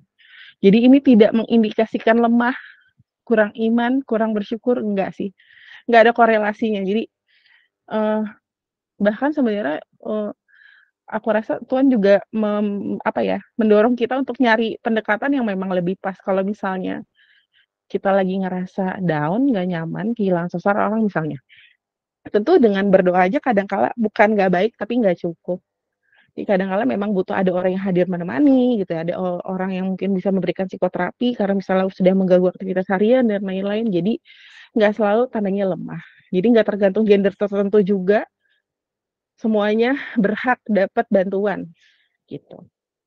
Lalu juga peran sosial support, keluarga, pasangan, anak gitu ya, maupun lingkup pekerjaan, lingkup kesehatan, pos akses layanan dan lain-lain. Selanjutnya. Nah, teman-teman, sekarang saya mau sedikit mengajak cek diri masing-masing teman-teman di sini. Kalau ada yang mau buka kamera, saya perkenankan. Kalaupun tidak bisa, nggak apa-apa. Teman-teman sekarang boleh, kalau di sekitarnya ada kertas, boleh pakai kertas. Kalau yang pakai laptop, boleh buka tab baru Word atau Excel boleh gitu ya. Anggaplah sebuah kertas kita bagi 4 bagian, boleh. Apa namanya? Ke samping, boleh dibagi 4 kotak, silakan. Atau yang nggak ada ya pakai handphone misalnya gitu ya, boleh juga di notes gitu ya. Kita mau ngajak sama-sama untuk cek diri.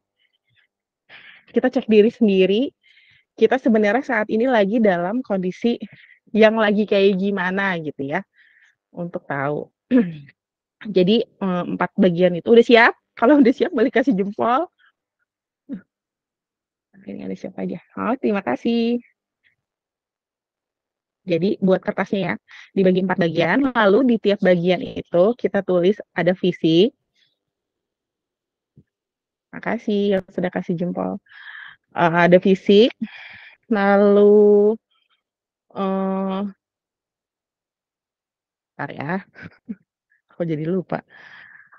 Ada bagian fisik, tulis kan ada 4, 1 tulis fisik, 1 tulis mental, 1 tulis emosional, 1 tulis spiritual. Jadi ada fisik, mental, emosional, dan spiritual. Sudah? Oke.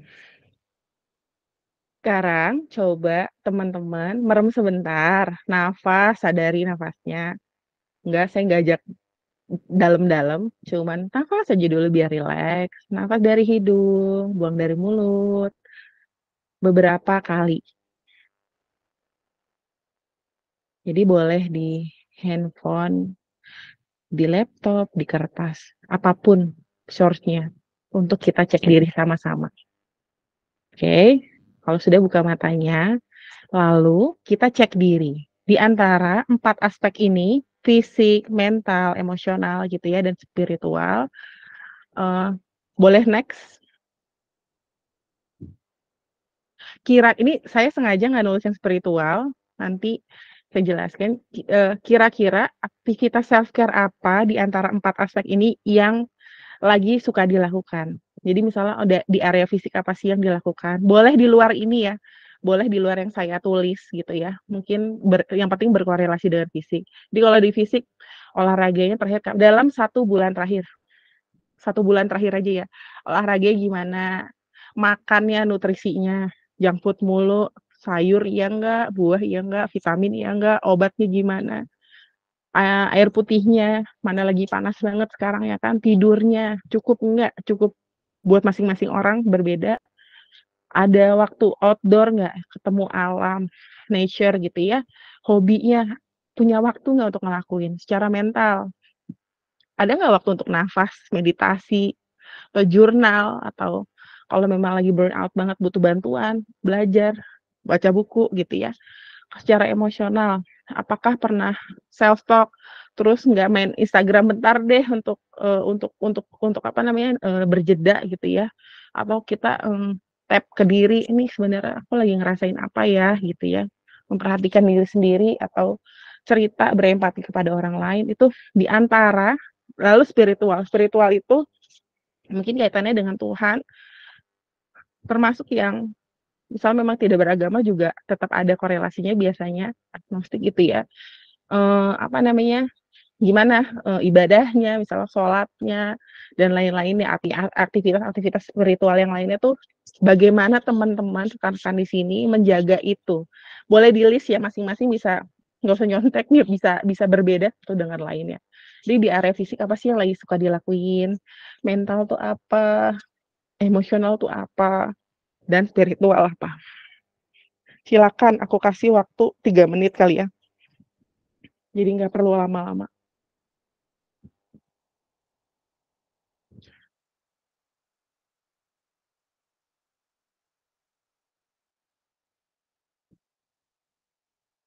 Oke, boleh. Jadi kalau spiritual terkait dengan agamanya masing-masing ya, yang muslim dikaitkan dengan aktivitas muslim, yang Nasrani dengan aktivitas Nasrani, begitupun juga agama lain, Buddha, Hindu, Konghucu, dan lain-lain.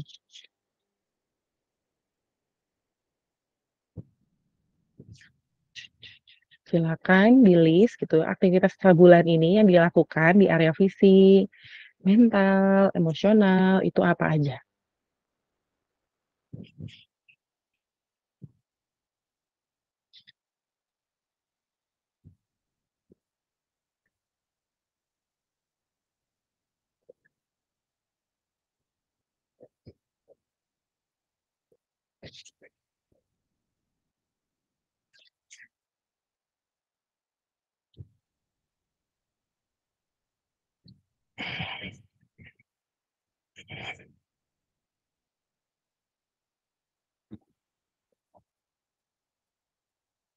Adakah yang kesulitan untuk mengidentifikasi, "Kak, ini apa sih?" Gitu. Kalau ini masuk apa? Itu boleh juga ya sambil tanya ke saya. Jadi kalau ada yang kesulitan mau mengisi bagian-bagiannya boleh, ke saya, nanya.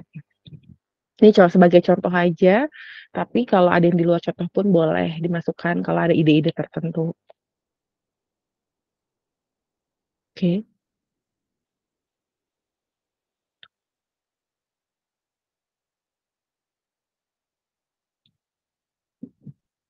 Mhm.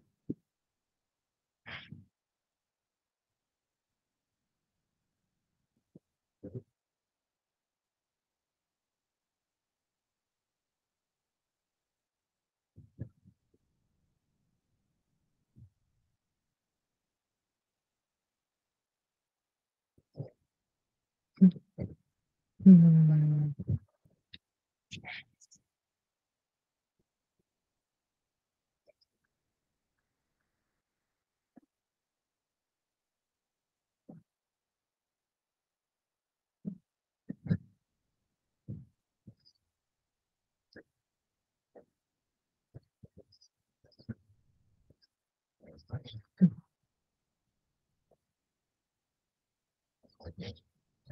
Oke. Lalu teman-teman sekarang amati, rekan-rekan amati, di antara 4 bagian itu, kan ini udah terisi ya, mana sih bagian yang kosong atau yang kok kayaknya aku nggak melakukan apa-apa ya untuk diriku.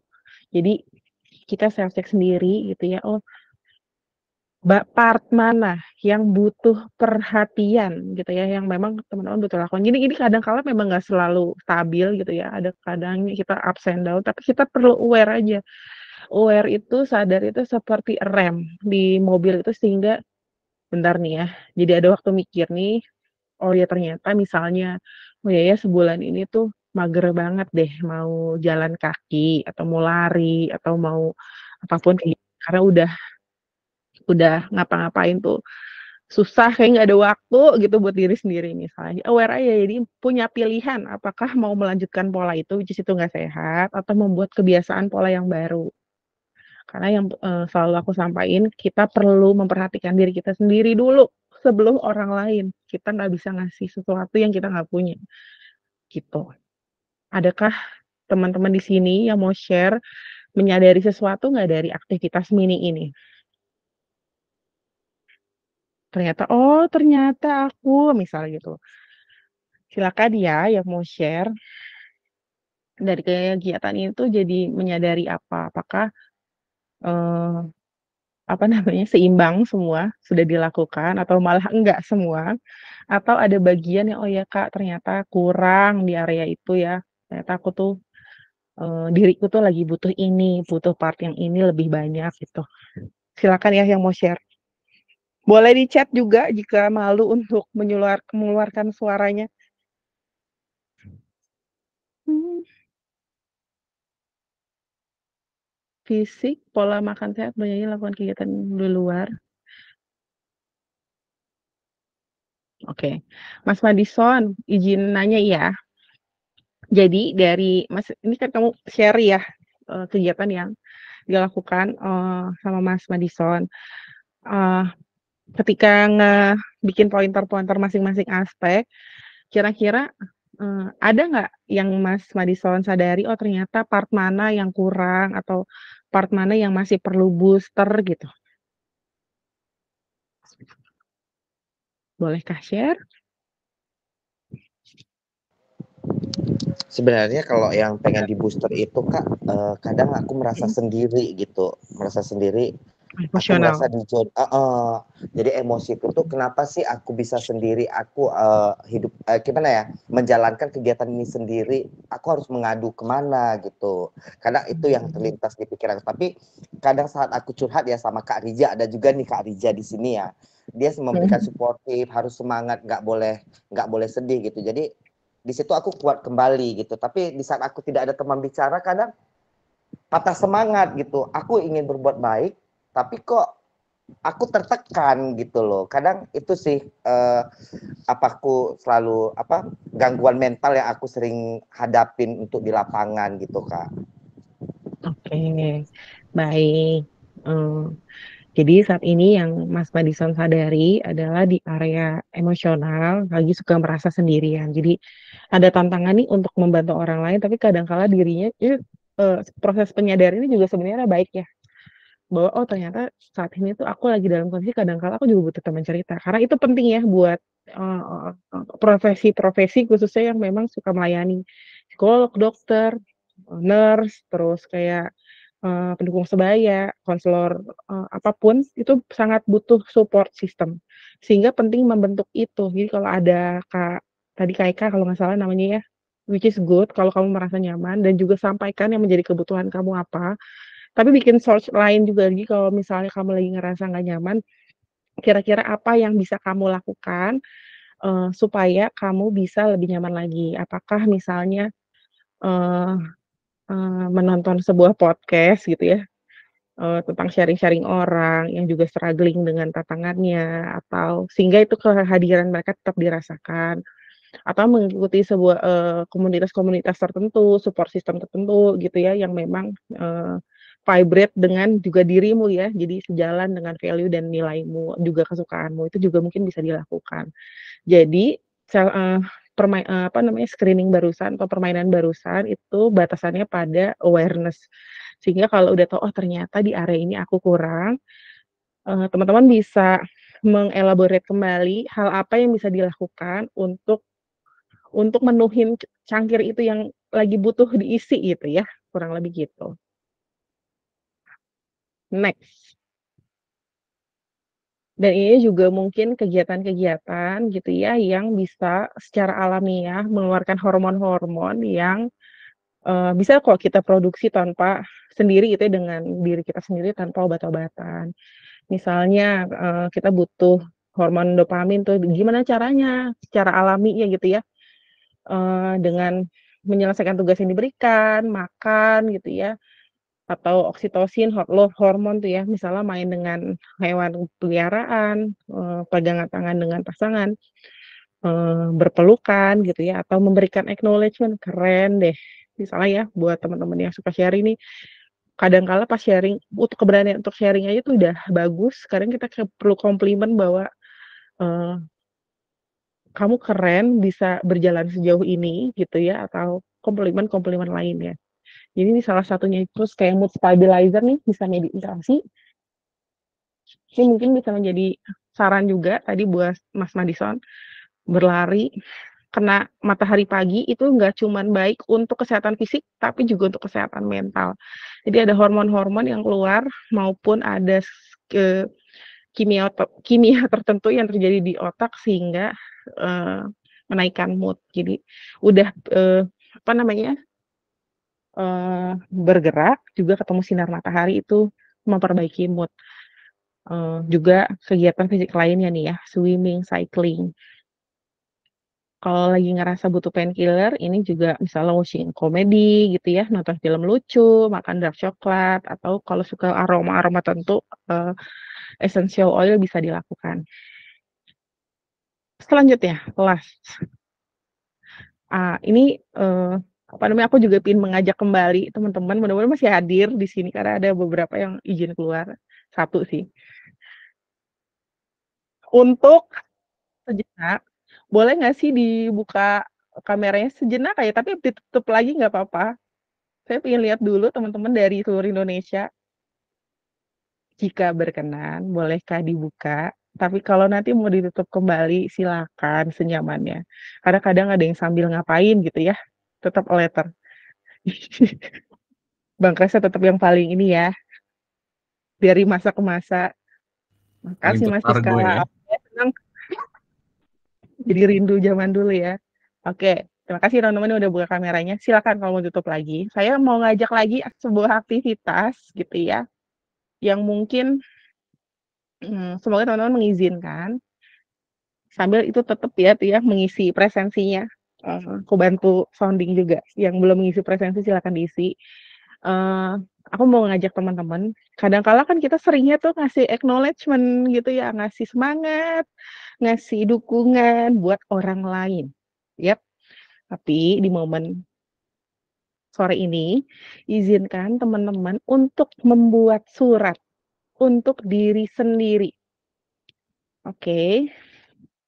Jadi silahkan siapkan medianya, boleh pulpen dan kertas, boleh handphone, boleh laptop maupun media lain, silahkan yang memungkinkan untuk menulis. Cari tempat yang tenang gitu ya, kalau lagi di sebuah kantor setidaknya nyari gitu ruangan yang memang nggak digangguin teman-teman yang lain. Kalau lagi bertugas boleh melipir bentar, ini kegiatan ini hanya 5 menit kok, kurang lebih lah ya, 5 sampai 10 menit. Jadi silakan izinkan dirinya untuk nurture diri sendiri dulu deh, gitu. Karena ini tuh perlu dilatih juga, karena kita nggak terbiasa untuk melakukan ini. Oke, jika sudah, makasih tadi udah yang buka kamera ya. Silakan udah siapkan alat tulis, kalau sudah boleh kasih jempolnya. Kalau ada kendala boleh disampaikan. Silakan mengisi presensi. Oke. Dah. Oke, jadi saat ini aku mau mengajak teman-teman untuk menulis surat buat dirinya sendiri.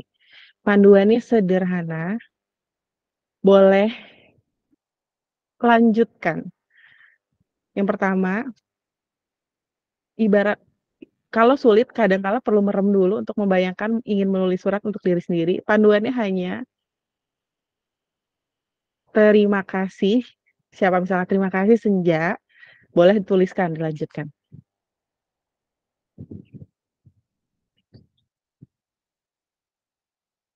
Terima kasih Senja, misalnya gitu ya, atau terima kasih Kresna, atau terima kasih Madison, karena bla bla bla bla, boleh dielaborate.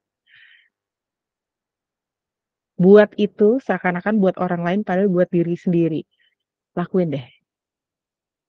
Pelan-pelan aja.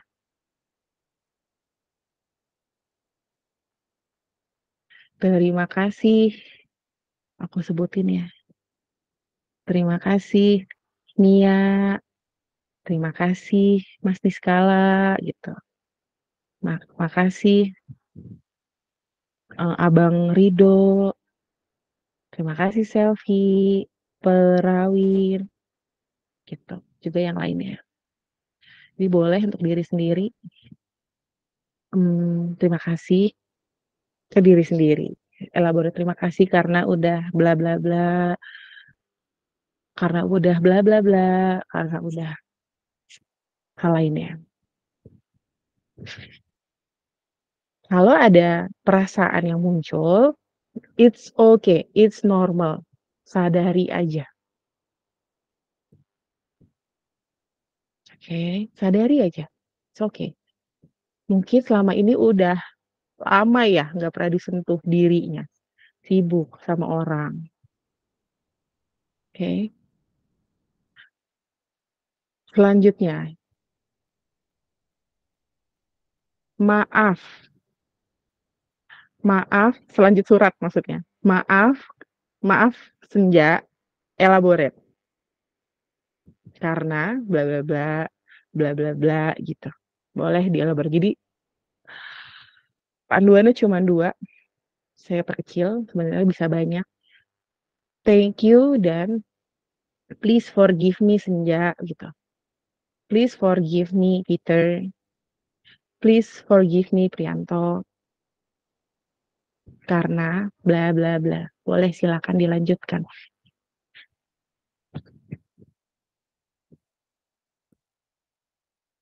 Kalau ada yang muncul mau tepuk-tepuk bahunya sendiri gitu ya boleh. Rasain aja segala sensasi yang hadir baik di tubuh maupun di emosi. Izinkan dia hadir, izinkan dia muncul.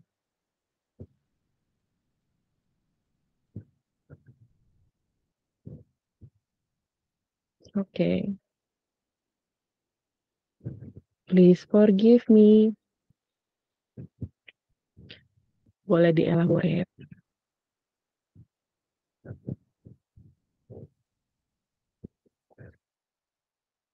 Please forgive. Oke, saya akan kasih waktu 1 menit lagi. Tetap elaborate.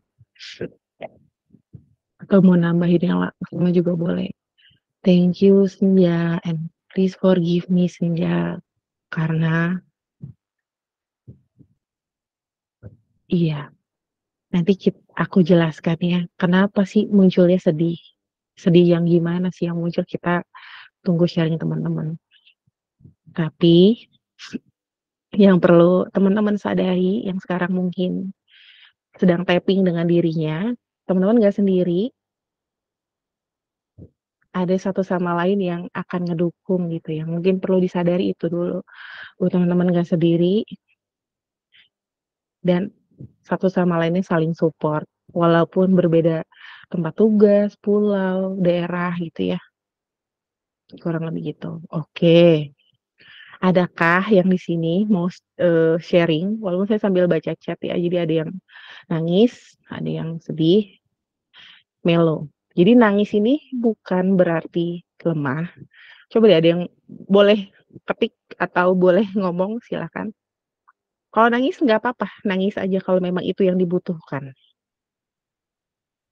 Oke. Aku mau nanya deh ke salah satu yang nangis. Nangisnya itu lebih sedih atau jadi sebenarnya nangisnya ada bahagianya karena akhirnya memperhatikan diri sendiri. Jadi saking nggak pernah diperhatiin, ketika ada yang merhatiin kadang kala kita jadi malah nangis gitu ya responnya. Ketika ada yang merhatiin kita ada yang nangis. Teman-teman boleh share pengalamannya, sebenarnya saat ini yang lagi dirasakan nangisnya itu sedih yang kayak gimana? Nah, oke. Jadi kadang kala saking kita nggak pernah memperhatikan gitu ya, lupa atau nggak tahu caranya karena edukasi kita juga nggak pernah mengedukasi ini. Oke. Melo karena saat menulis merasakan apa yang di dalam, that's okay, nggak apa-apa, boleh kok merasa itu. Karena ibaratnya emosi ini adalah air di sebuah sungai, dia perlu mengalir, nggak perlu ditahan, nggak perlu ditolak, nggak perlu diabaikan, nanti jadi luber kemana-mana, menjadi apa namanya, banjir emosi gitu ibaratnya ya, meledak lah bahasanya. Nggak apa-apa dirasain dulu aja. Lalu kalau misalnya yang lagi memang ke-trigger gitu ya nangis, boleh juga sambil tadi nafas coba dilakukan, sambil peluk dirinya juga boleh dilakukan. Oke, apa sih insight atau apa sih yang teman-teman temukan dari aktivitas sederhana barusan? Oke, yang dirasakan sedih, apa sih yang,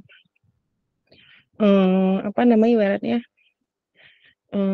teman-teman temukan tentang diri diri teman-teman di pengalaman pertama saya menulis ini, saya merasa, oh ternyata diri ini tuh juga perlu di-acknowledge ya oleh kadang-kadang kita nyari komplimen di luar gitu ya, tanpa kita sadar mungkin karena waktu kecil kita nggak pernah dapet gitu ya, acknowledgement dan lain-lain, kita nyari di luar. Padahal sebenarnya diri kita juga bisa ngasih itu. Jadi rasanya kalau di aku waktu awal mencoba aktivitas ini adalah ngerasa terisi, ngerasa fulfill, ngerasa lebih berenergi, ngerasa lebih lain-lain. Ini ada yang raise hand, boleh tuh? Gimana tuh? Aku terserah moderator, ini udah hampir selesai. Jadi mengetahui kekurangan diri. Oke. Mungkin nanti sambil ada yang nanya kali ya. Jadi sebagai penutup, teman-teman kalau makasih yang udah ikut aktivitas ini, mengizinkan dirinya untuk berproses walau sejenak, disadari aja apapun yang hadir, dan lakukan grounding-nya, sambil lakukan grounding gitu ya.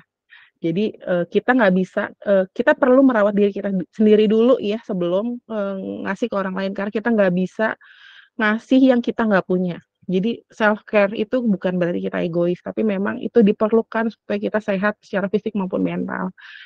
Kurang lebih itu dari saya, semoga bermanfaat sharing-nya. Wabillahi taufiq wal hidayah. Wassalamualaikum warahmatullahi wabarakatuh. Mungkin lanjut kalau nanti ada yang punya. Makasih Mas Firman. Sedih dan bahagia. Aku kembalikan ke Terima moderator berarti kasih ya. Senja atas motivasinya juga dan juga bagaimana teman-teman bisa lebih perhatian dan fokus kepada dirinya sendiri, bagaimana teman-teman juga bisa melakukan self care-nya, ungkapkan perasaannya dan juga hargai, maksudnya perasaan teman-teman itu valid. Jadi ada berbagai macam cara untuk melakukan teknik grounding seperti kayak psychological first aid ataupun tadi sudah kita praktikkan secara bersama, teknik pernafasan dan juga apa yang kita bisa sampaikan self to myself apa yang kita mau sampaikan kepada diri kita sendiri. Nah, itu kan jadi ada perasaan yang lega gitu lah. Apa yang perlu kita perbaiki ke depannya. Jadi kita sebelum memberikan perhatian kepada orang lain, coba berikan perhatian kepada diri kita sendiri, karena dengan gelas yang kosong, tadi saya artikan dalam bahasa Indonesia ya, itu kita tidak akan bisa apa-apa untuk bisa memberikan perhatian kepada orang lain tentunya, seperti itu.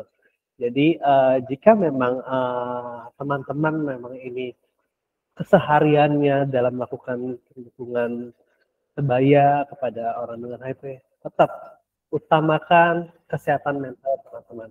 Itu aja yang tadi saya tangkap informasi dari yang sudah disampaikan dan kita praktikkan secara bersama juga. Ini sangat motivasi banget buat teman-teman untuk bisa tetap semangat, dan jangan lupa perasaan kita itu valid, dan coba stabilkan emosi kita ketika kita melakukan apapun itu, karena dengan emosi yang stabil itu pasti semuanya akan bisa dapat berjalan dengan baik dalam berkata ataupun dalam memberikan dukungan kepada teman-teman kita.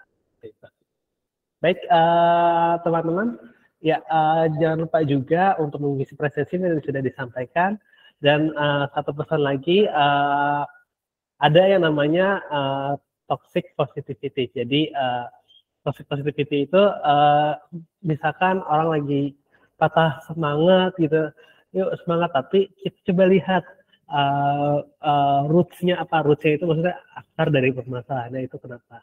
Karena tidak cocok juga misalnya kita berikan kata semangat, misalkan orang sedang berduka. Saya tambahin sedikit, orang sedang berduka, tapi kamu kuat kok, semangat ya, nggak apa-apa, biarkanlah, luapkan perasaannya, biarkanlah dia menangis, ya kan, karena ada suatu saat dia pasti akan tegar tentunya. Gitu. Baik teman-teman, ada yang ingin bertanya atau mau sharing, dipersilakan. Firman, itu dari Jeep angkat tangan, Gibon. Oh Gibon, ya udah Mas Gibon, monggo Mas Gibon. Iya, mau nambahin sedikit aja. Ya, terima kasih Mbak Senja. Apa kabar? Baik ya. Baik Bang. Ya, benar sekali ya tadi. Intinya sih sebenarnya gini, juga mau nambahin mungkin ya kayak saya aja juga tanpa disadari juga sudah cukup lama juga nih nggak mempraktikkan ini kan ya gitu ya. Dan terutama apalagi yang buat kita dan atau teman-teman yang memang keseharian bekerja mungkin nggak hanya di bidang ini ya, tapi intinya gini, ketika sudah ada struktur, terus programatik sekali segala macam, kadang kita tuh seperti robot yang menjalani hidup itu untuk mengejar milestone atau apalah itu, tapi intinya kita suka lupa pada diri kita sendiri, karena sebenarnya yang paling kita sakiti atau yang kita kecewain atau ya itu sebenarnya diri kita sendiri, diri kita dulu gitu loh, yang mungkin kita juga kalaupun kita senang kan senangnya juga buat diri kita sendiri. Jadi memang intinya tuh balik lagi ya, kalau yang bisa saya tangkap ya Mbak Senjaya, berarti ya memang itu intinya bahwa bagaimana kita merawat diri kita dulu gitu ya, mengakui, melihat, menghargai ya, memberi penghargaan, kemudian ya pun kalau sedih juga kita kita rasakan kesedihan itu gitu ya, meng-acknowledge gitu loh, validasi gitu ya. Iya, meng-acknowledge semua yang ada di diri kita gitu kan, bahwa ya itulah kita manusia seperti itu gitu. Justru itu memang menjadi sebuah, mungkin sekarang ini ya nggak mudah ya untuk semua orang bisa melakukan, tapi memang kita harus meluangkan gitu. Meluangkan untuk itu, untuk kita mengkosongkan lagi, dan minimal kita bisa lebih tahu lah diri kita tuh seperti apa, kemudian apa yang mau kita lakukan terhadap diri kita di kemudian hari gitu sih, sehingga ya itu tadi akhirnya dalam kita beraktivitas atau mengejar sesuatu yang pengen kita tuju juga bisa lebih baik lagi kalau menurut saya. Itu aja Mbak Senja, terima kasih sudah mengingatkan saya. Sudah melengkapi. Ya. Saya hampir lupa, untung ikut sesi ini, jadi ini juga. Terima kasih. Oke. Mungkin tambahannya gini kali ya, karena sebenarnya ketika kita ngelakuin ini, ketika memberikan layanan apapun gitu ya, baik pendampingan atau misalnya saya melakukan pekerjaan, itu klien ini sebenarnya sangat peka kok. Sebenarnya kita lagi dalam kondisi fit. Kadang kita bisa ngeliatin prima, tapi sebenarnya ketika memberikan layanan tuh akan tergambar kok orang-orang yang jarang memperhatikan diri gitu. Jadi sebenarnya ini juga meningkatkan efektivitas kerja teman-teman juga biasanya. Pada akhirnya ya, kadang-kadang itu bisa meningkatkan efektivitas dari proses pendampingannya, proses membuild raportnya. Karena kita terbiasa untuk care juga sama diri kita sendiri. Kurang lebih tambahannya itu. Jadi senang juga tadi Mas Firman melengkapi terkait toxic positivity gitu ya. Bahasa yang lagi sangat umum saat ini, betul bahwa nggak semuanya harus positif gitu ya. Semuanya harus seperti yang Mas Firman sampaikan, keren. Jadi senang banget saling melengkapi satu sama lain. Makasih semuanya Mas Firman dan Bang Gibon. Sama. Ya, terima kasih Mas Gibon. Jadi siapapun memang bekerja di dalam profesinya sebagai apa, baik di HIV atau di pelayanan yang biasa menghadapi orang lain juga, kerjaan apapun itu juga, itu memang sangat mempengaruhi bagaimana kita menjaga kesehatan mental kita, apalagi terutama yang memang berhadapan dengan baik. Dari saya sudah cukup. Kalau ada teman-teman lainnya mungkin ada yang mau share 1-2 orang, nggak apa-apa, karena tadi kita mulai sekitar pukul jam 14:10. Ada lagi? Kalau memang tidak ada yang mau sharing, mungkin kita bisa tutup pada sesi siang hari ini. Saya kasih kesempatan terlebih dahulu. Kalau ada yang mau sharing, berbicara langsung, silakan open mic dan sampaikan untuk memvalidasikan apa yang teman-teman lakukan. Oke, saya coba hitung dalam hitungan detik. Oke, Kak Nino, kayak seperti tadi udah mau open mic. Silakan Kak Nino. Oh enggak, saya pikir tadi Kak Nino open mic lah. Oke, teman-teman, karena tidak ada yang mau lagi sharing, saya izin menutup kegiatan ini dan terima kasih banyak untuk Kak Senja dan juga kakak lainnya yang membantu proses dalam sesi kesehatan mental baik itu. Baik, terima kasih semuanya. Terima kasih Senja, Mbak Selvi. Ya, sama-sama. Terima kasih. Sama. Sehat-sehat. Keren. Semangat. Semangka, ya mana? Semangka. Semangat kakak. Kak I3, terima kasih ya semuanya sharing. Mari. Thank you. Assalamualaikum. Waalaikumsalam warahmatullahi wabarakatuh. Oke. Udah bisa live berarti ya? Oke. Terima kasih teman-teman semuanya hadir dan berpartisipasi. Terima kasih Bang Kresna, Bang Gibon, Mbak Selvi, Mbak Firman, semuanya. Ya, sama-sama Ibu. Sampai jumpa lagi. Ya, sehat selalu semuanya. Sehat selalu juga. Terima kasih. Ya, saya izin Izinlah. Mama ikut ya?